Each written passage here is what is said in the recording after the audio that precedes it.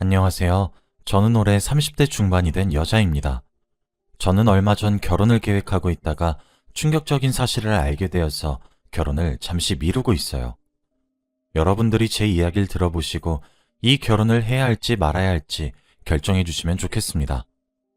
저와 예비 신랑은 20대 후반에 만났는데 제가 오빠에게 적극적으로 대시했어요.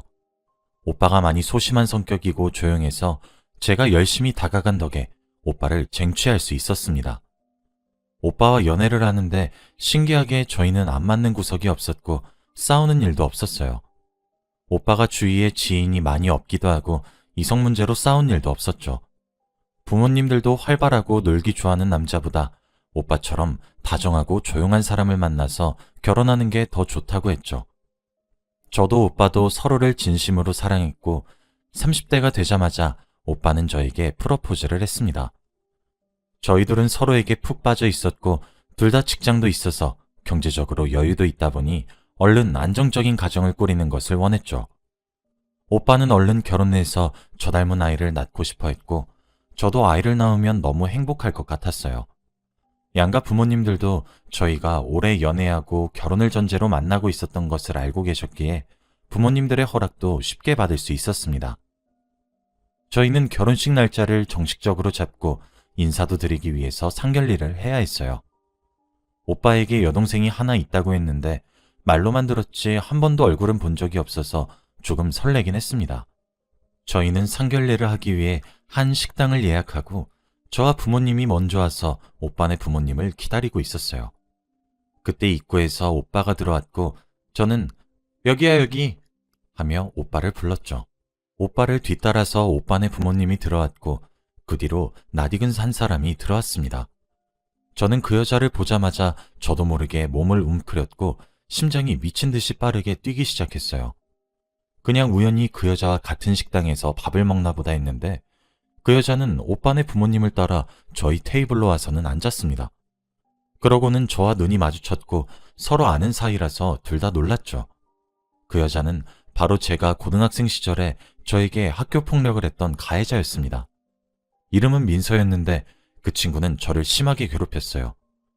그런데 민서가 바로 제가 결혼할 사람의 여동생이라고 합니다. 그럼 저의 시누이가 되는 거잖아요. 저는 이 상황이 도저히 납득이 되지 않았고 몇 년 만에 민서를 보니까 고등학생 때 괴롭힘 당했던 기억이 떠오르기 시작했습니다. 저를 이유 없이 때리는 건 물론이었고 숙제는 전부 다 저에게 시키는 것으로 모자라 물건을 훔치는 일도 자주 있었어요. 그리고 제가 제일 싫어하는 별명인 돼지를 매일같이 부르면서 저를 놀렸죠. 제가 학창시절에 지금보다 많이 뚱뚱했었는데 걔네들 때문에 스트레스를 너무 많이 받아서 제가 먹는 걸로 스트레스를 풀었습니다. 이거 말고도 더 심하게 학교 폭력을 당했는데 주위 반 친구들도 너무 심하니까 저보고 대신 신고해줄까? 라고 할 수준이었어요.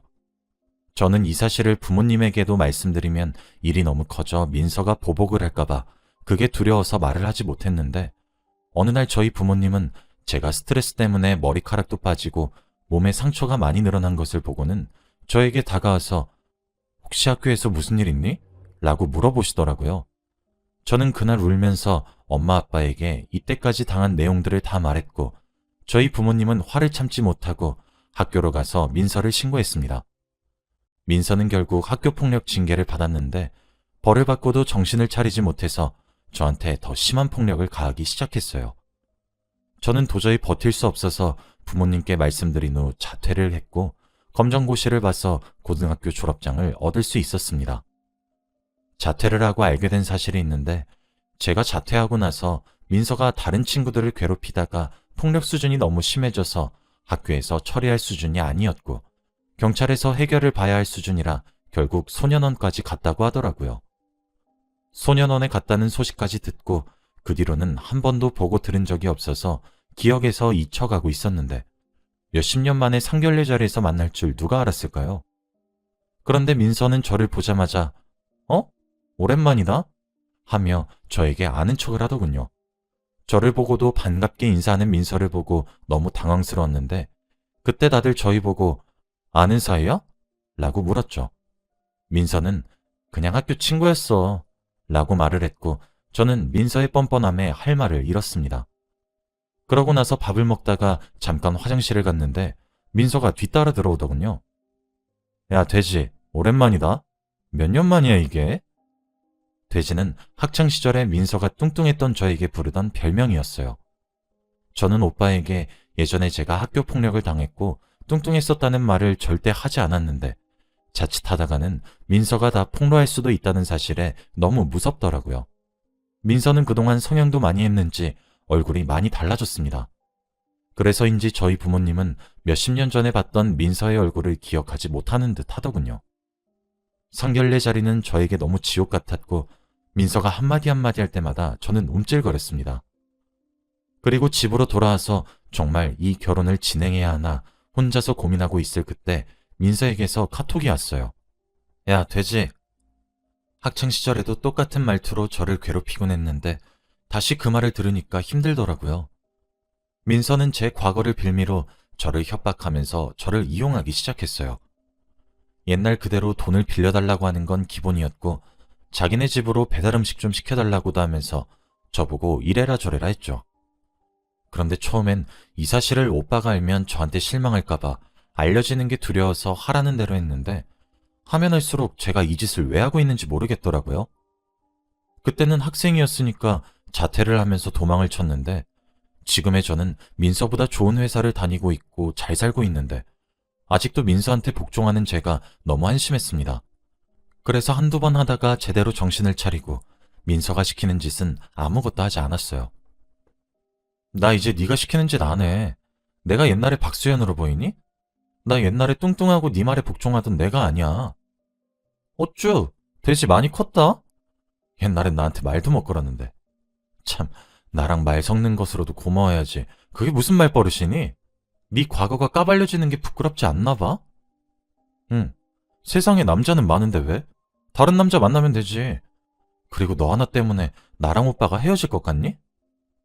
야, 박수현. 네가 우리 오빠 만난 것도 감지덕지지. 너 같은 애를 우리 집안에 들여보낸다는 게 얼마나 집안에 똥칠하는 짓인진 아니? 너 학교 다닐 때 친구 없었잖아. 그러면 결혼식장에 네 하객 자리 텅 비어 있을 거고. 그러면 대행할 봤어야겠네? 응. 안 그래도 오빠랑 나랑 쓰려고 했어. 거봐. 우리 오빠 하객 자리랑 네 하객 자리랑 얼마나 차이가 나겠어? 너무 부끄럽다. 넌 우리 집 가문의 수치야. 민서는 잘 알지도 못하면서 다 아는 것 마냥 말을 했고 더 이상 반박하는 제 스스로도 너무 한심해서 그냥 답도 하지 않고 민서가 보낸 카톡들을 다 무시했습니다. 제가 무시를 하고 나니 민서는 화가 났는지 네 과거 사진 다 퍼뜨린다? 라고 마지막으로 카톡을 보냈고 저는 그것도 무시했죠. 솔직히 마음 한켠으로는 오빠가 저에게 실망하고 파혼하자고 할까봐 무섭긴 했지만 만약 오빠가 저에게 헤어지자고 한다면 오히려 저의 아픈 과거도 보듬어주지 않는 남자와 결혼하지 않은 게 다행이라고 생각하려고 했죠. 그런데 민서는 한다면 하는 사람이라서 분명 가족들에게 저의 과거에 대해서 말을 했을 텐데 오빠는 저한테 아무 말이 없었고 평소처럼 대해주더라고요. 그때까지는 아직 민서가 사진을 퍼뜨리지 않았다고 생각했습니다. 그런데 며칠 뒤 오빠의 어머니께서 연락이 왔고 저에게 만나서 할 말이 있다고 하시더라고요. 솔직히 무슨 이야기를 할지 예상을 하고 있었고 저희는 카페에서 이야기를 나눴어요. 민서한테 얘기 다 들었어. 학교폭력 피해자였다며? 저는 어머니가 그렇게 말씀하시니까 당연히 민서를 대신해서 사과를 하러 오신 줄 알았는데 그건 제 착각이었습니다. 우리 딸이 과거에 장난 한 번 친 거 가지고 되게 요란 피였더라. 우리 딸 그때 빨간 줄 그여서 취직도 안 되고 얼마나 힘들었는 줄 아니? 내가 너 마음에 들어서 며느리 삼으려고 했는데 우리 딸 말 안 들었으면 어쩔 뻔했니? 그리고 과거 사진도 봤는데 참, 우리 집에 이런 애가 들어오려고 했다니. 그리고 고등학교도 졸업 못했다며? 에휴. 어머니, 제가 민서한테 어떻게 당했는데요?